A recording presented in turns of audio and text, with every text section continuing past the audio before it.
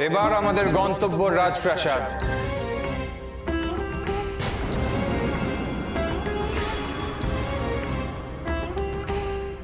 বাবা মহেশ্বরের কৃপা নিয়ে আমরা এগিয়ে যাব, আর আমাদের কেউ আটকাতে পারবে না। চলো।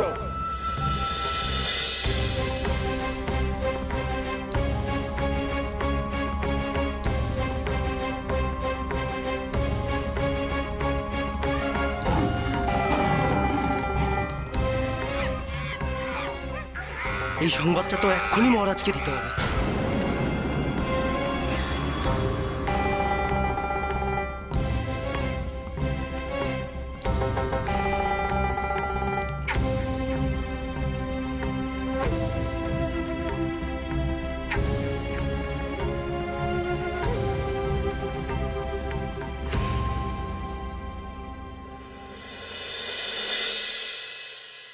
সে কি পশুদের নিয়ে এইদিকেই আসছে সন্ন্যাসী, এই রাজপ্রাসাদের দিকে? হ্যাঁ মহারাজ। তুমি মিথ্যে বলছো না তো? যদি মিথ্যে হয় তবে কিন্তু প্রাণদণ্ডের শাস্তি অপেক্ষা করছে তোমার জন্য। না না রানীমা, আমি মিথ্যে বলিনি। আমি নিজের চোখে দেখে এসেছি যে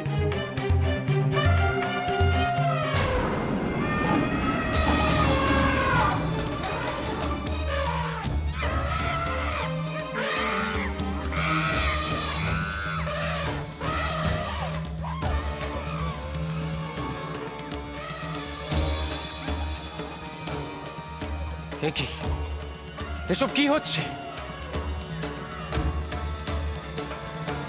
ওই ওই মনে হয় পশুদের নিয়ে এসে গেছে। প্রাসাদের ছাদে গেলেই আপনারা দেখতে পাবেন। তাহলে তো এক্ষুনি একবার দেখা প্রয়োজন। কার এত বড় সাহস যে পশুদের নিয়ে প্রাসাদের দিকে এগিয়ে আসে? চলুন তো।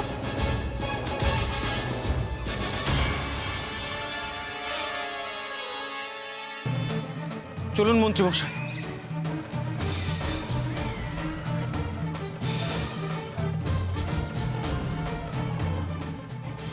একে রাজ্যের ওপরে এমন ভূমিকম্পের ভয়ানক সম্ভাবনা, তার উপরে কে ওই সৌম্যদর্শন সন্ন্যাসী আসছে প্রাসাদের দিকে, যার সঙ্গে নাকি আবার এক পাল পশু। হায় ঈশ্বর, এ কি হতে চলেছে এই রাজ্যে? এ কিসের ইঙ্গিত দিচ্ছ তুমি?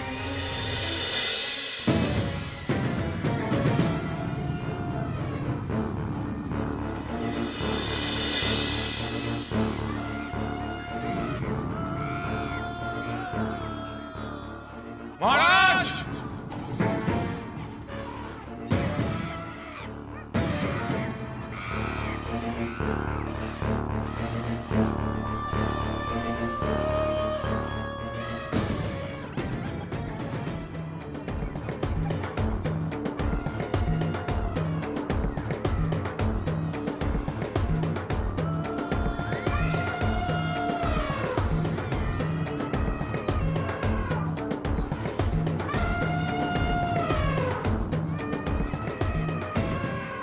আজ থেকে 60 বছর আগে যখন আমি এই প্রাসাদের রাজদরবারে আর্জি নিয়ে এসেছিলাম, তখন তো অন্য রাজা ছিলেন। তাহলে ইনি? মহারাজ, ইনিই তবে সেই সন্ন্যাসী। দূত এনার কথাই বলেছিল। এনার কথাই বলেছিল, আর একেবারে যথার্থই বলেছে দূত।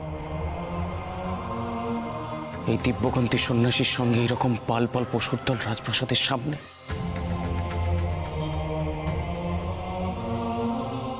আশ্চর্য। কিন্তু কিন্তু কে এই সন্ন্যাসী? কি এনার পরিচয়? সন্ন্যাসীর পরিচয় তার ঈশ্বর সেবায় পাওয়া যায় রানী, কিন্তু এনার পরিচয় ভিন্ন। মনে হচ্ছে এনার উদ্দেশ্য পৃথক। মহারাজ, মহারাজ আপনি যদি অনুমতি করেন তাহলে আমি ওনাকে প্রহরীদেরকে বলে বন্দি করতে। না, এখনই তার প্রয়োজন নেই, সময় হলে বলবো। আমি মহারাজের সঙ্গে সাক্ষাৎ করতে চাই। মহারাজ কোথায়? আমি এই রাজ্যের বর্তমান অধীশ্বর। তোমার যা বলার আমাকেই বলতে হবে। বলো তুমি কি চাও? আমি প্রতিকার চাই।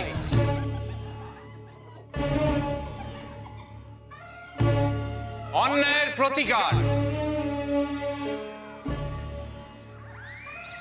অন্যায়ের প্রতিকার? কোন অন্যায়ের কথা বলছো তুমি?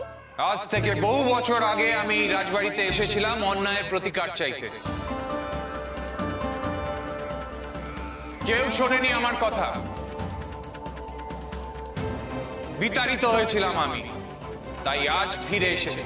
এই রাজ্যে অন্যায় কিছু হলে আমি নিশ্চিতভাবেই জানতে পারতাম, কিন্তু তেমন কোনো অন্যায় হচ্ছে বলে তো আমার জানা নেই। তার মানে এই রাজ্যে এত বছরে রাজা বদল হয়েছে, কিন্তু দিন বদল হয়নি।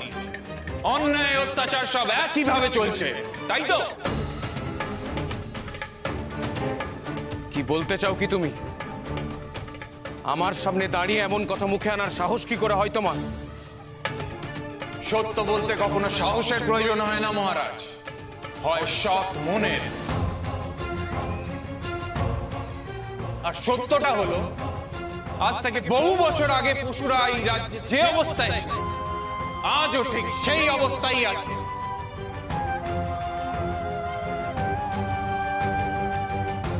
তাদের প্রতি অত্যাচারের কোনো পরিবর্তন হয়নি। সেই দিনও তারা প্রাণ ভয় ভীত ছিল, আর আজ একই রকম ভাবে তারা প্রাণ ভয় ভীত। এসব কথা শোনার মতো আমাদের হাতে আর সময় নেই হে সন্ন্যাসী। আমাদের যে আরো অনেক গুরুত্বপূর্ণ কাজ আছে। না, শুনতে হবেই।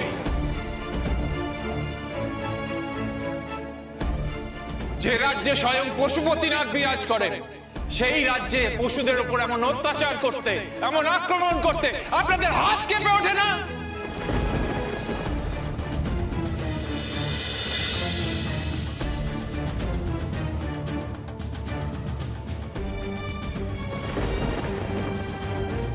সেসব প্রশ্নের উত্তর তোমাকে দিতে আমরা বাধ্য নই সন্ন্যাসী।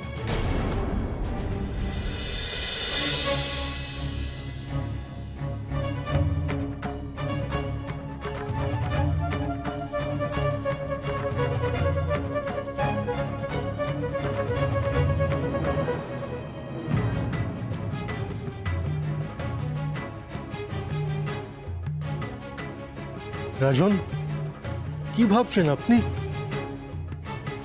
সব ঘটনাক্রম বড় চিন্তার বিষয় হে রাজ্যোতিষী। তোমার কথা অনুযায়ী 9টি গ্রহ এক রেখায় এসে উপস্থিত হলো। হ্যাঁ, আর তার সঙ্গে ভূমিকম্পের স্পষ্ট ইঙ্গিতও আমি পাচ্ছি। সেটাই তো সব থেকে বেশি দুশ্চিন্তার বিষয়। আর তার সাথে পশুর পাল নিয়ে প্রাসাদে আসা ওই সন্ন্যাসী। আমার অভিজ্ঞতা বলছে এইসব ঘটনা বলি এক সূত্রে বাঁধা। আপনার কি মনে হয় এইসব ঘটনার মধ্যে কোনো যোগসূত্র আছে? এ বিষয়ে তো আমি এখনই নিশ্চিত করে কিছু বলতে পারবো না রাজন। আমাকে পুনরায় গণনা করে দেখতে হবে। রাজন, একটা কথা জানাতে ভুলেই গিয়েছিলাম, যদি অভয় দেন তবে বলি। বলো, কি বলতে চাও? রাজন, যে সন্ন্যাসী পশুদের নিয়ে প্রাসাদে এসেছে, সে নাকি ওই পশুপতিনাথ মন্দিরের সামনে থাকা তুষারের স্তূপ ভেঙে উঠে এসেছে। তবে এই কথার কোনো সত্যতা আমি পাইনি তেমন। কে? কি বললে তুমি? হ্যাঁ রাজন, বাইরে সকলে বলা বলি করছিল শুনছিলাম। ওই মন্দির নাকি দীর্ঘ 60 বছর ধরে তুষারে ঢাকা ছিল, কিন্তু ওখানে কি করে একজন সাধারণ মানুষ এতদিন ধরে ঢাকা থাকতে পারে সেটা তো। রাজন, অপদার্থ, মূর্খ রাজদূত, তুমি এই কথাটা আমাকে এতক্ষণে বললে? বুঝতে পেরেছি, এইবার আমি সবকিছু বুঝতে পেরেছি, সবকিছু বুঝতে পেরেছি। আপনি কোন বিষয়ের কথা বলছেন রাজন? সে আমাকে বলে গিয়েছিল এই রাজ্য ছেড়ে সে যাবে না, কিছুতেই যাবে না, সে এই রাজ্যেই থাকবে।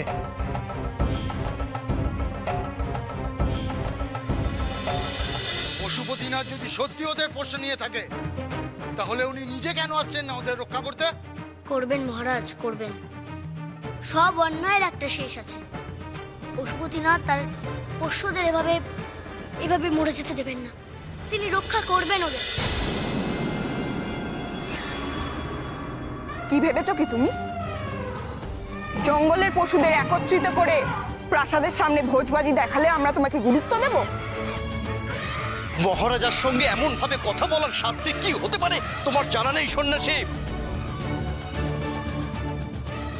শাস্তির ভয়ে আমি কোনো কালেই ভীত ছিলাম না, আর আজও নই।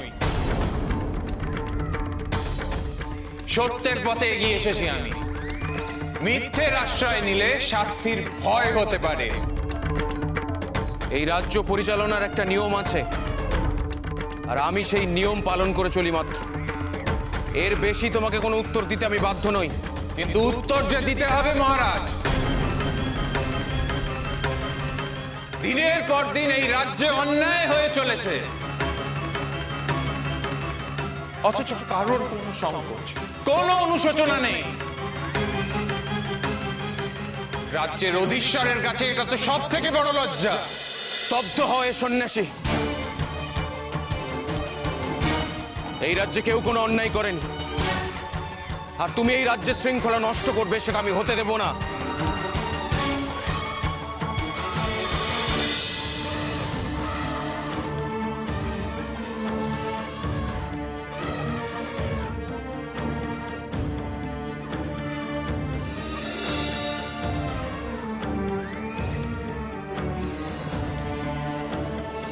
কস্তুরীর সুগন্ধ না থাকলে জলে আমি স্নান করতে পারি না।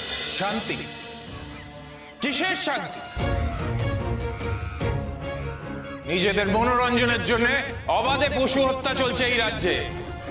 এটা অন্যায় হচ্ছে না? শান্তির রক্ষা করতে চাইলে এই হত্যা বন্ধ করা উচিত।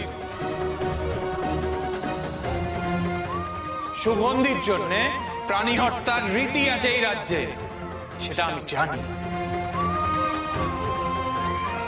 আজ শপথ করতে হবে মহারাজ, এই পশু হত্যা আর না।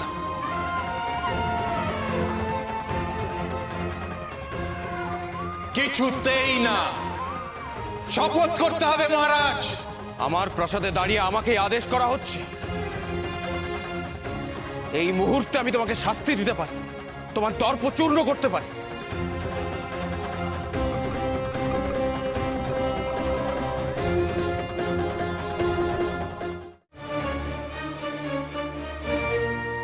রাজন, আপনাকে এখনই সুরক্ষিত কক্ষে যেতে হবে রাজন।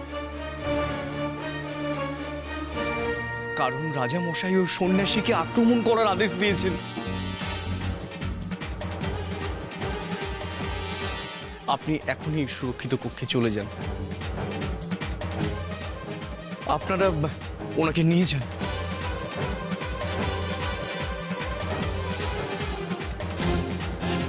ভুল হচ্ছে, ভুল ভুল ভুল, মস্ত বড় ভুল।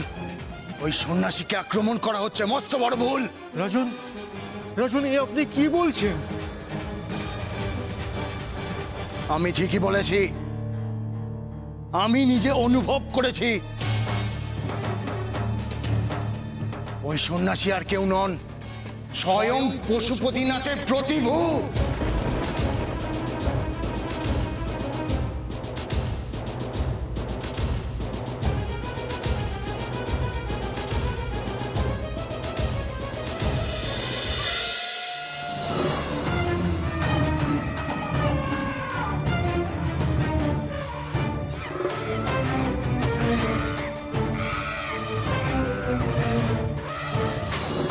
কি হে সন্ন্যাসী, আর কথা নেই যে? প্রতিকার চাইবে না? তুমি আমার রাজ্যে রাজপ্রাসাদের সামনে দাঁড়িয়ে আমাকে অপমান করার চেষ্টা করেছো। এইবার এর যোগ্য শাস্তি তুমি পাবে। একটা কথা মনে রেখো, আমাদের একটা নির্দেশে এই যুদ্ধ পারদর্শী সৈন্যদল তোমায় আর তোমার অনুগত পশুর দলকে শেষ করে দিতে পারে,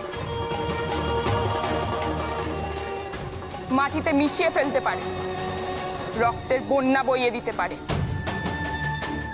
তখন তখন কি করবে তুমি? কোথায় পালাবে? আর পালাবার পথ নেই। সন্ন্যাসীর দম্ভ এখনই চূর্ণ হবে। আক্রমণ!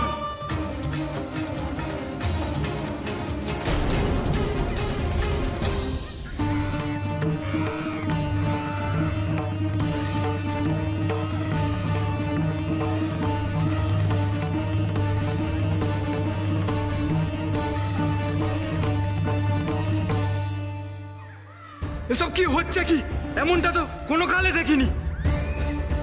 আমরা হাতে অস্ত্র নিয়ে বেরোলে পশুরা ভয়ে পালিয়ে যেত, পালানোর পথ পেত না। অথচ আজ এসব রাখো তো, এখন রাখো তো। ওই দেখো, পশুদের হাব ভাব কিন্তু ভালো না।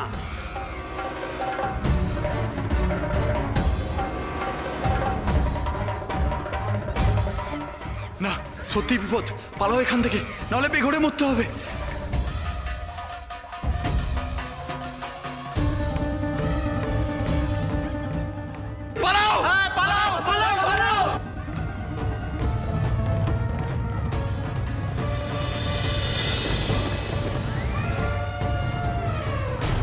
না না না, বাঁচাও!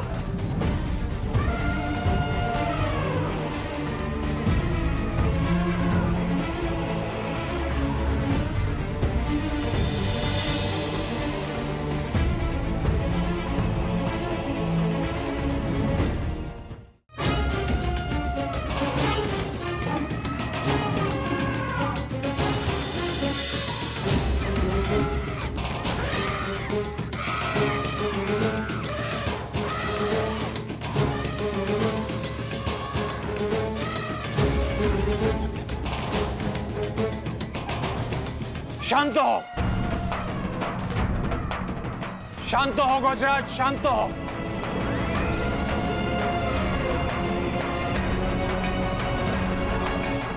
না না না, কিছুতেই না। আজ পর্যন্ত তোমাদের জন্য কারোর কোনো ক্ষতি সাধন হয়নি, আজও না, আজও তা হবে না।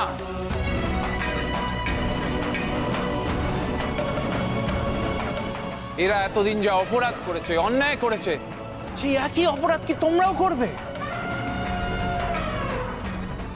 কিছুতেই না, কিছুতেই না। হিংসা দিয়ে কখনো হিংসাকে স্তব্ধ করা যায় না। দোহাই তোমাদের, তোমরা এদের ক্ষমা করে দাও, ক্ষমা করে দাও।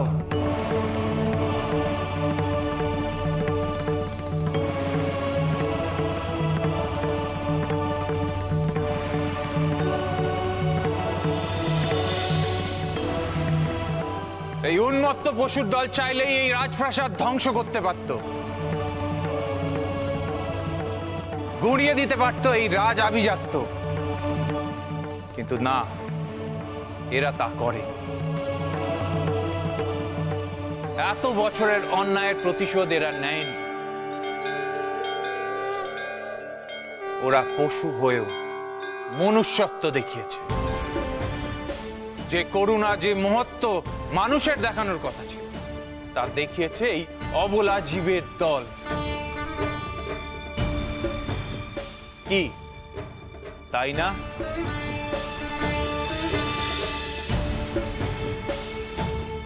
মহারাজ, আমি জানি তুমি কি। তুমি সেই ভিনদেশী যাকে আমি আমার রাজসভা থেকে বিতাড়িত করেছিলাম। ক্ষমা করে দাও, দয়া করে আমাকে ক্ষমা করে দাও।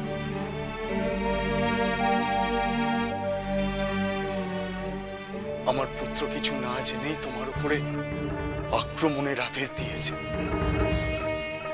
নিজ গুণে তুমি তাকেও ক্ষমা করে দাও, দয়া করে ক্ষমা করে দাও। বাবা, তুমি এটা করছো কি? তোমার কি মতিভ্রম হয়েছে? এই সন্ন্যাসী কেবল ভোজবাজি করে চলেছে, পশুদের দল নিয়ে প্রাসাদ ধ্বংস করতে চাইছে। আর তুমি এর কাছে ক্ষমা ভিক্ষা চাইছো? তোমার কি আমাকে এতটা হীনবল রাজা মনে হয় যে একজন আগন্তুকের কাছে আমি ক্ষমা ভিক্ষা চাইবো? এই কে আছিস? আমার তরোয়াল নিয়ে আয়।